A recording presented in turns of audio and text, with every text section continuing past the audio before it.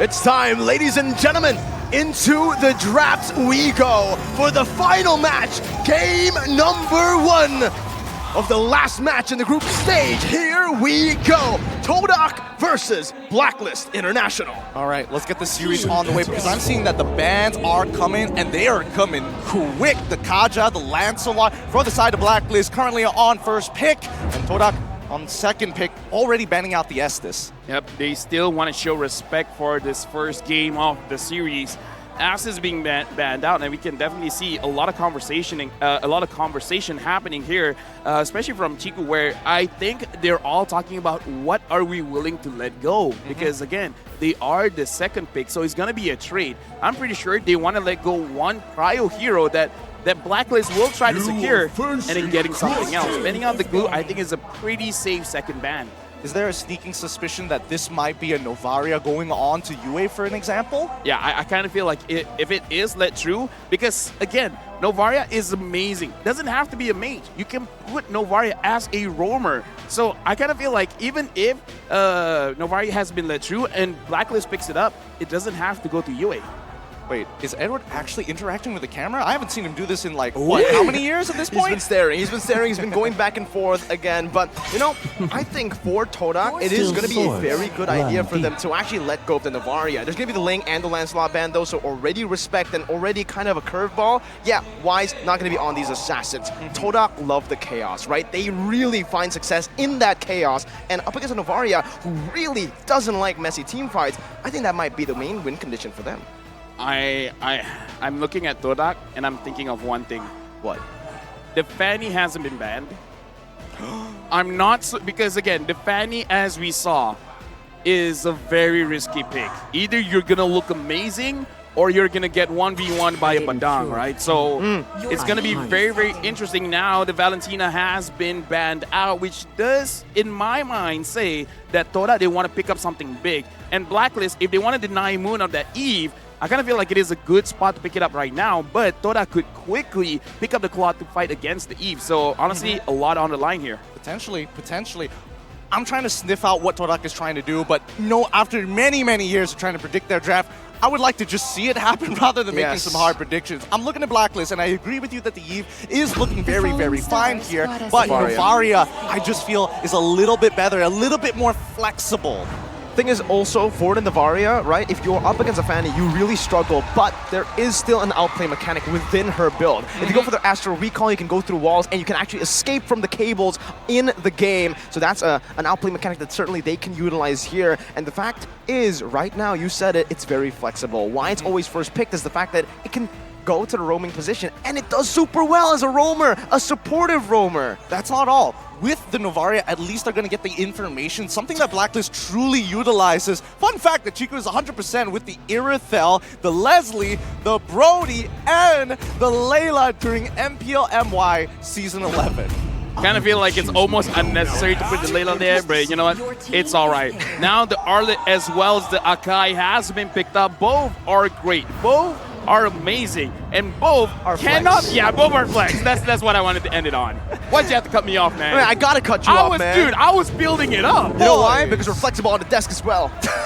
Boys, let's take it a step back here. At the end of the day, we don't know where these two are going to go, and for all we know, Blacklist International might surprise us, right? The Fanny is still up in the air, and if Blacklist wanted, I don't know, maybe to take a page out of TODAK's book, I'm thinking, you know, Fanny and as well as possibly even a Vincitar, but no, Fredrin as well as Diggy, they're aware that TODAK is up to some shenanigans. Here's the thing. Okay. Good pick by Blacklist to kind of like deny the crowd control coming in. But TODAK, here's the thing. Have a big burst hero. Have someone that can burst the Diggy early on. Make the Diggy unusable. Because again, looking at the lineup, the Fredrin is going to be super annoying. Wise especially is going to be super annoying. Now they're picking up the Eve because I kind of feel like they know it's totally going to be banned. And I kind of feel like Moon just feels very, very comfortable on this Eve. So far it's okay. Looking at the bans, I'm really interested to see Blacklist, what are they going to ban to make sure their squishy heroes are not going to get targeted. Because Novaria, even though, yes, Astral Recall, go inside the wall, basically a very long iframe, no one can hit you. But the thing is, the moment someone hits you, it's going to hurt. Has one of the lower HP pools out of all the mages. They're doubling down, though, for TODAK, right? For the CC. They want to overwhelm the Diggy with CC. And I kind of understand what Blacklist are going for. Like you mentioned as well, with the Varia, you already have that Astral Recall to give him more safety, or to give her more safety. Use the Diggy here with the Time Journey. Thing is, like you said, not just CC. I mean, it's not just damage here. CC. You overwhelm this Diggy, you try to bait just this ultimate, and it's done. What do Blacklist have to play after that? Even for the Navaria, early game to mid game, super long cooldowns on her skills. Agreed with you on that one, right? It's about engage, re-engage, the push and pull mechanics of the overall team fight. We need to keep looking at the bigger picture here, because at the end of the day, that's how Blacklist and TODAK think, right? This is the one aspect of both teams that are alike. Right now, I kind of like the Franco ban because they're really respecting Toda and say that Franco is one of those heroes that can handle the Diggy, and they're like, yeah, you know what? This Akai could go gold lane, this Arlet could go jungle, we don't care, so we're going to respect and make sure that this Franco is not a safe option. The Hayabusa might be okay going up against this lineup, but again, I don't know. If Rival can really avoid the Fredrin at all times, it's going to be okay. Because again, Astral Recall, you go inside the walls, but if you already initiated your Ogi Shadow Kill, it's just going to follow you. Yep, that's true. That is one way to actually deal with it, to be fair. Looking at TODAK's bans so far, it's going to be the Wan and as well as the Claude. I'm really surprised that both of these weren't picked up. This is not exactly the most traditional starters based on what we've seen in the overall MSC tournament meta. Maybe Toda wants Beatrix? Yeah, it does seem like they're already setting up for the Beatrix here, right? Wan Claude banned out. The only other hero that I've seen out on good catch is that Beatrix. So by banning out these two heroes and picking it up, they're forcing Owl to play a hero that he's not comfortable with, and even just a hero that will struggle very much up against TODAK's composition. Brody, up against this much CC, you're not even going to be able to get those basic attacks out. But wow, Blacklist International with a pretty unique ban here. The Mathilda, I think this is the first time ever in MSC that it's even been banned out. Yep, yeah, it is the first time ever. What's the logic here, LaFell? I'm trying to think. Mathilda? I mean, like, we cast Toda games and even we don't see that much Mathilda. Exactly, right? I understand that it was about that push and pull, engage and re-engage, and I guess that Mathilda kind of fits the build, I suppose, but that's making a hard read on some of the flex picks that we see from Toda. Okay, so probably they know something that we don't, because again, we're from Malaysia, we watch their games, but between MPL and MSC, a lot could go on, but then a ton. Here's the thing, Chiku has quoted before during his live stream, one of the heroes that he wanted to bring out, not just for MSC, but in general, was the Natan, because when he's on this hero, for him, it's almost like the Claude, because when he's on this hero, his only aim is to mess with the enemy. He wants to make it look like he's going to get caught, but he's not going to get caught. So it's the opposite. They don't want to take the Beatrix away. They want to force Owl on the Beatrix to give a good matchup for the Natan. But that's the only thing I'm worried about.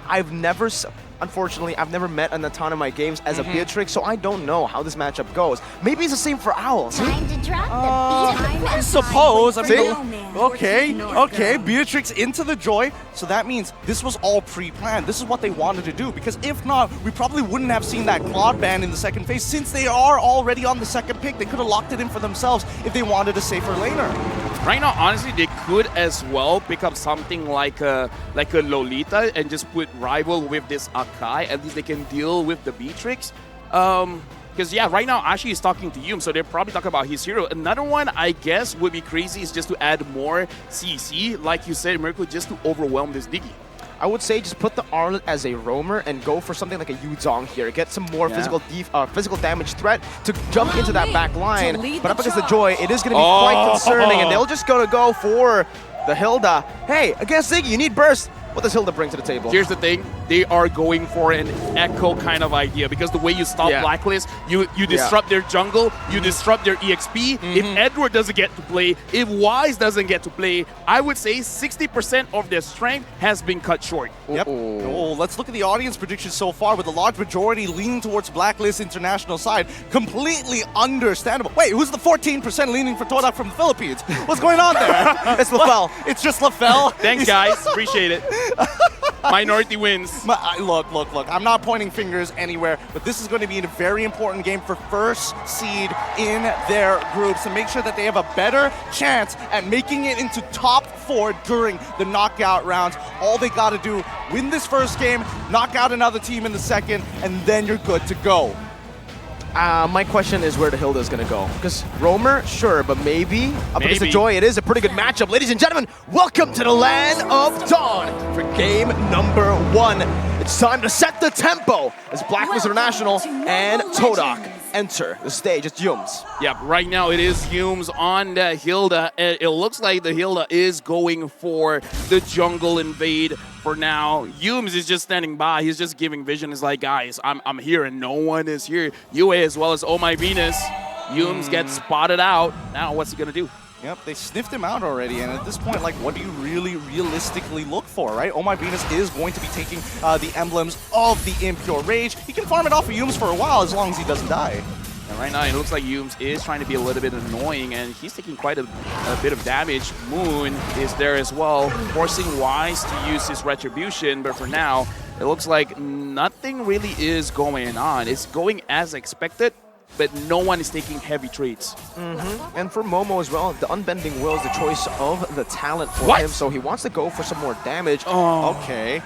That should have been a free Little Wonder. Yeah, with Bit the of a retro. whiff, yeah, a bit of a whiff. I totally agree with that one. But no, as Miracle was mentioning, we do see... Oh, wait, no, hold on. This could be the first engagement. Okay, Yums getting brought back right there, forced to flicker out, dodges away from the Astral Sphere as Wise just walks up menacingly, but it's just going to be a flicker burnt. All right. Looks like both sides still taking it as slow as possible, and more so, seeing TODAK play a rather standard game. First whiff of the game already happened. Shake it off. They're going to continue on forward, but how big of a deal is Momo going to be, especially on this Arlet here? I think it's going to be a very big deal, especially doing neutral objectives, because you need someone to bait out the Digi ult, man, because when the Time Journey has not been used, it's going to be very difficult for Rival to fully secure those neutral objectives, because the thing about a Nakai is you want to take that just to make sure you win those Retri battles. But if the Digi is there, it's not a 70% win for the Nakai.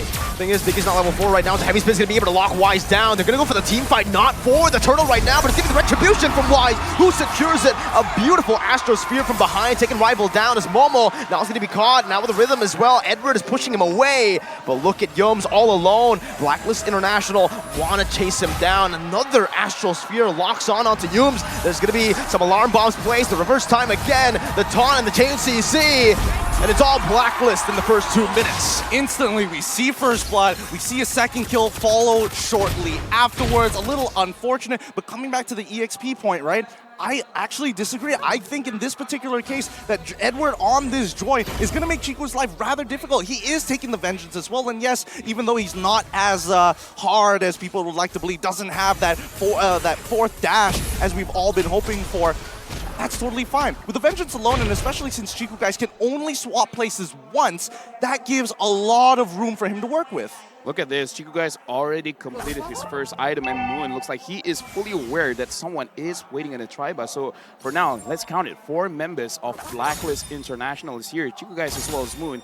They are ready, but who's smelling like a fight here? Because Blacklist International, it feels like they want it, but at the same time, they don't want to take a big risk. They're getting pinched though, right? If they stay here for even longer, then you can give TODAK a little bit of a chance to go for that fight. So Blacklist International, they don't stay there. It's just Venus and Yue holding it down. Chico gets chunked so low! He gets gunned down with the Miru's Passion as well! As Moon is there, he pops into RWM, but the time journey is perfect! The Astral Sphere from Yue, from downtown! Wise is gonna fall, but it's only the utility jungler. Blacklist with another win. What just happened there? He just ate it. Yeah. No, I mean, like I said, this is Toda, you know. Chico's gonna lose. Chico's gonna die once or twice in the gold lane, and then afterwards, for some reason, he has extra gold. So for now, Blacklist, they're doing quite well. But again, this is kind of like textbook Toda. I kind of feel like they did not want that to happen.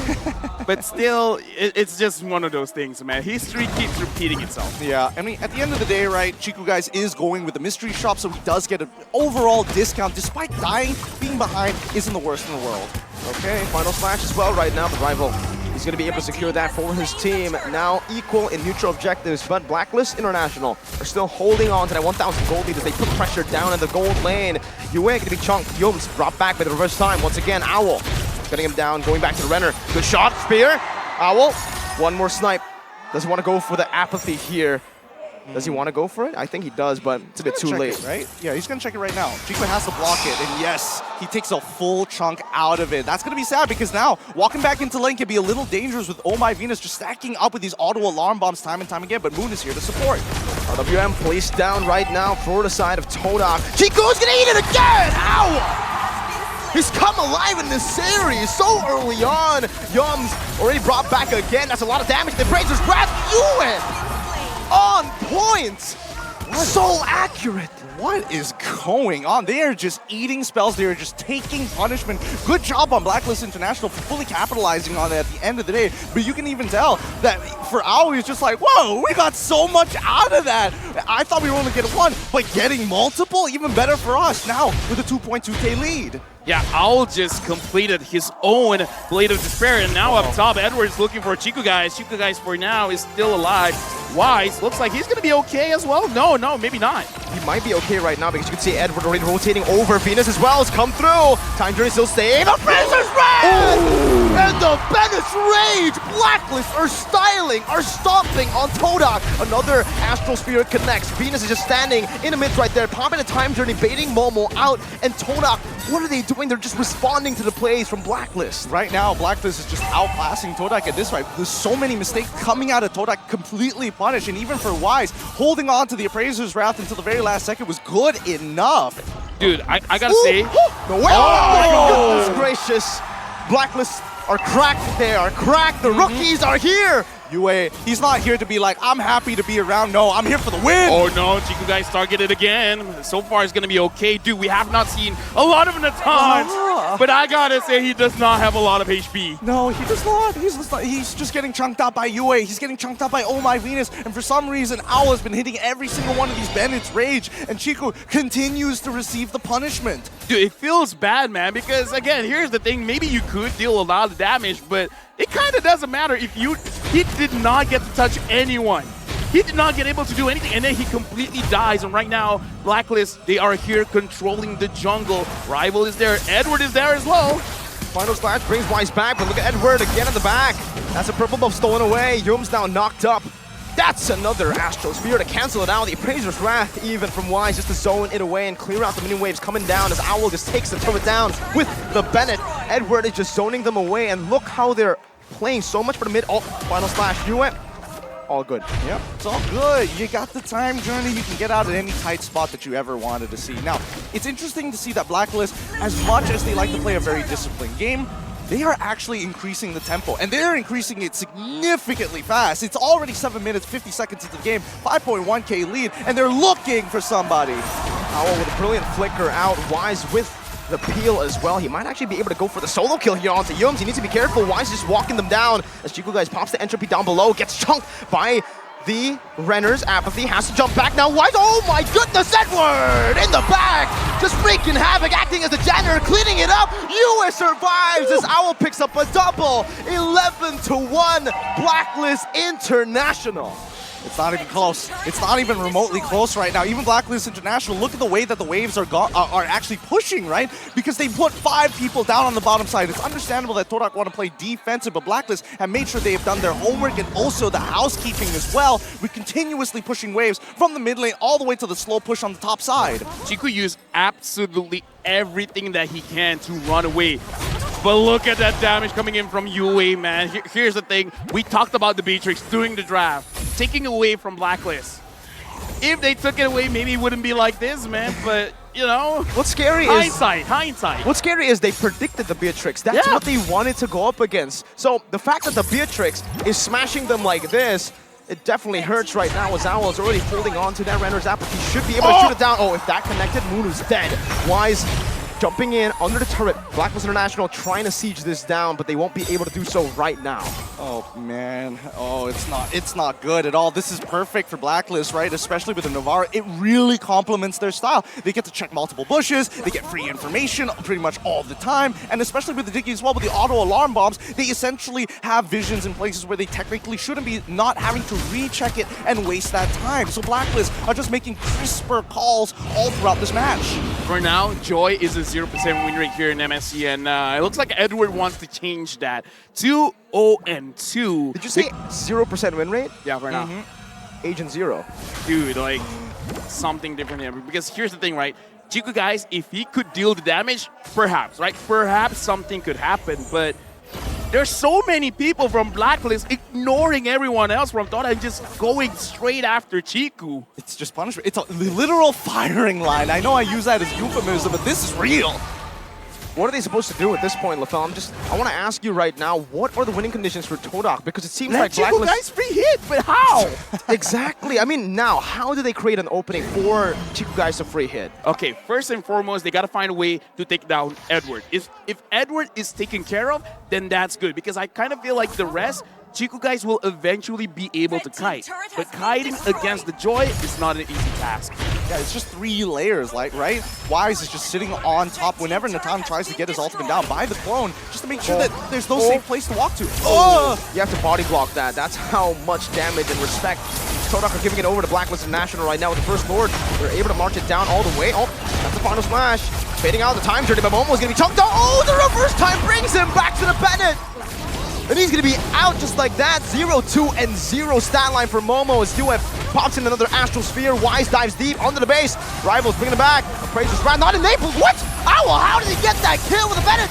Chiku guys sniped down. He's still going to be able to dish out some damage. Wise is still alive, but finally falls. It's still going to be Owl who finds a double. Now with the reverse passion, Yue, one more shot. He needs it.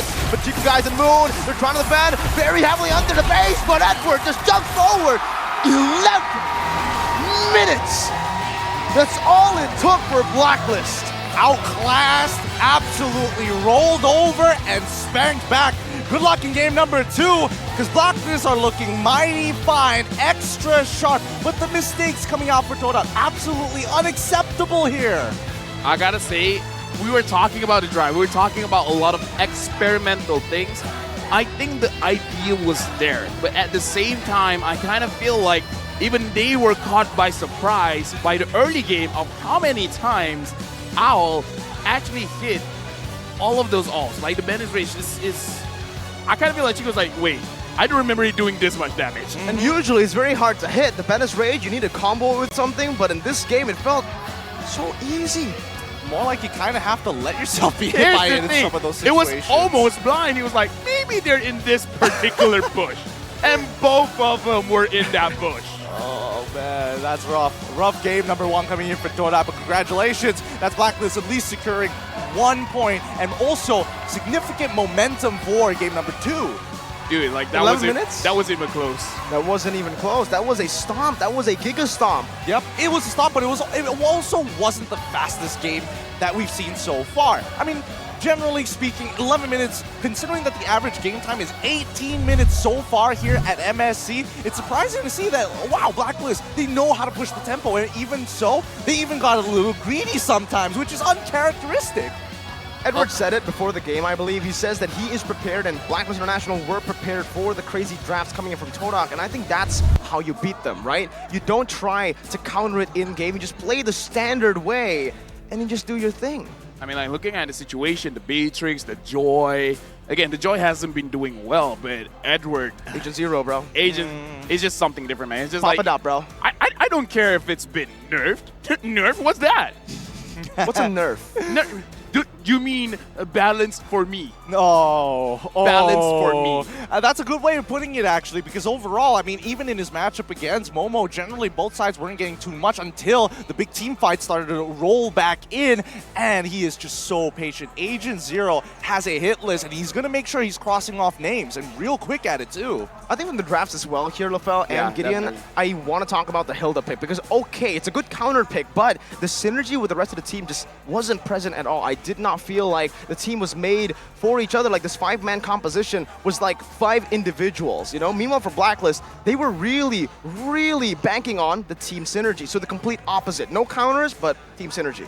I gotta say, they got what they wanted because we don't really know what the draft TODAK wanted to do in the start of the game. Perhaps some of the heroes did get banned out because we have to talk about the Lance as well as the Ling has been banned out. Now, the thing that I want to say, with that draft, they still made a lot of mistakes. I'm talking about especially the very first turtle because Rival used his heavy spin a little bit too early because the turtle still had a lot of HP left. He could have delayed it just a little bit and then make sure he secured the turtle but ended up doing it a little bit too fast. He had to stay at that spot for a very long time to make sure that he can lock down Wise, and ended up just taking way too much free damage. Yeah, he was tunnel visioning pretty hard. Like, even for Moon, he was still in the EXP lane. He was about to hit level 4, and by the time he did, it was way too late. All the big abilities have been, the combo components, in a matter of fact, were already expanded. I think for the turtle fight in particular, it was mostly because Venus was already walking up, so he wanted to get that heavy spin down before the time journey actually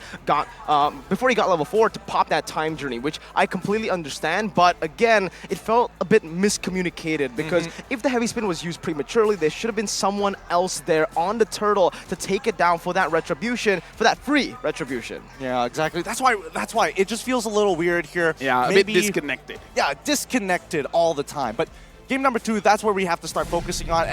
We can't even talk about adaptations here because look at the post stats. Our MVP of this game going over to Wise. Absolutely deserves this one. The man is like, okay, you're going to give me space. I'm going to take absolutely everything. Wheezy. Here's the thing. You know what they call Wise on this Fredrin? Not just Wise, but a lot of really good Fredrin junglers. Psycho Fredrin.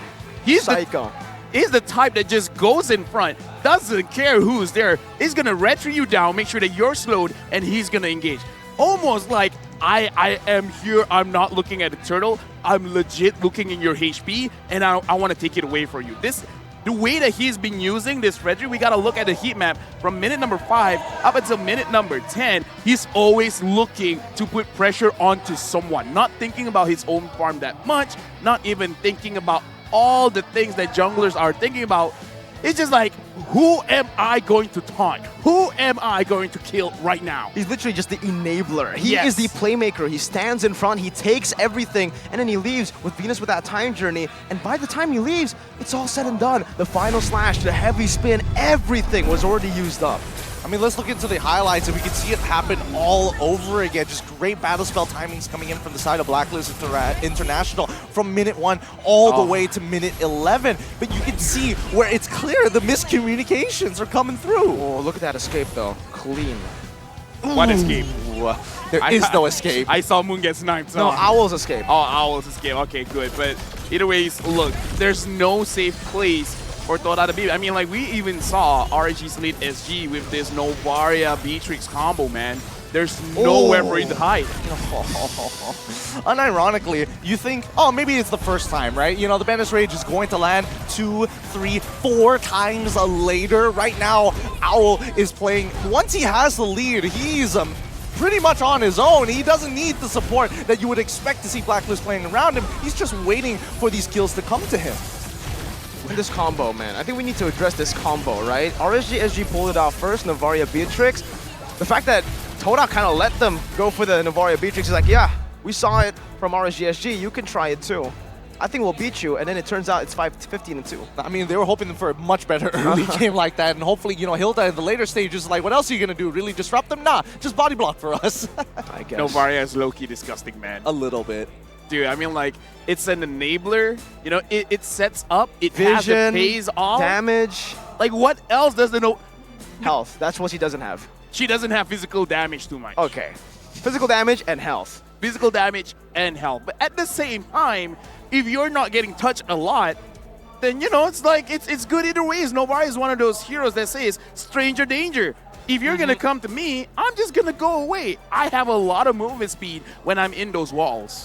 And not to mention that, you know, I find it... well, what's your opinion on this, Mirko? Because when I'm looking at Impure Rage and I already see an Enchanted Talisman, I think he was confident. It's like, yeah, I just need to spam more spells. It's not because I need the mana. The CDR is pretty important. I love the confidence because RSGSG went for the mystery shop. I remember that very vividly. And the fact that he was able to get the snowball was the reason as to why the Novaria actually worked so well in the game. So the fact that Blacklist International, Yue, here a rookie playing his first ever international tournament, was confident enough to bring the Impure Rage. He knows how good he is on that skill shot, and he knows that even if I fall behind, we always got Owl. I just need to, you know, multiply the hitboxes. Hey, here's the thing, right? Impure Rage gives you more damage, gives you mana. It made it so that he doesn't have to recall as much.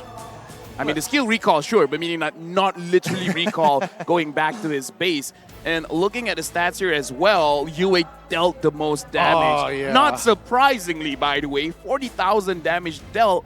in 11 minutes, 869 gold per minute for Owl. Hume's taking a brunt of that damage, and Oh My Venus is always there for the team fights. Wait, that is some nasty damage. He wasn't missing a single one of those shots, and I think even for like Chiku guys, right? Even though he was getting punished, how does this affect the rest of the team? Because he was calling for a lot of reinforcements, a lot of support, and that's why you're seeing even in the previous slide that everybody was getting hurt in their economy because they were pulled away to the gold side of the map.